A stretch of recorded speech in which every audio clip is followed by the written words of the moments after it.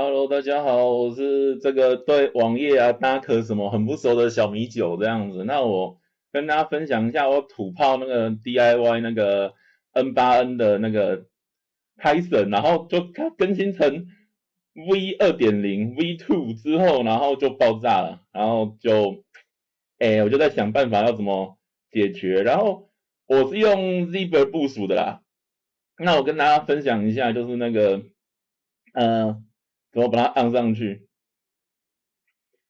诶，简单讲就是用这个用这个去创建那个用这个 Docker image 去创建，然后就打这两个东西，然后它应该就会进来了。但是我这个是 N8N，它从这个就是从上一版更新过来的状态这样子。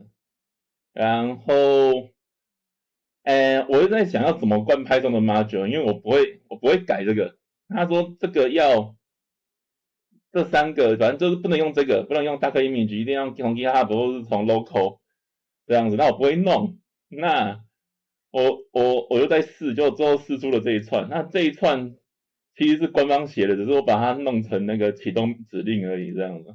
它在这边就是就是这一个就是这个东西，然后后面的意思是这个让它执行 text runner 跟 JavaScript 跟 Python 这样子。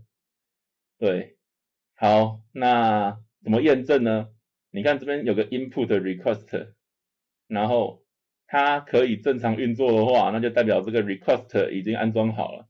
这样，这个是 Python 的，这样。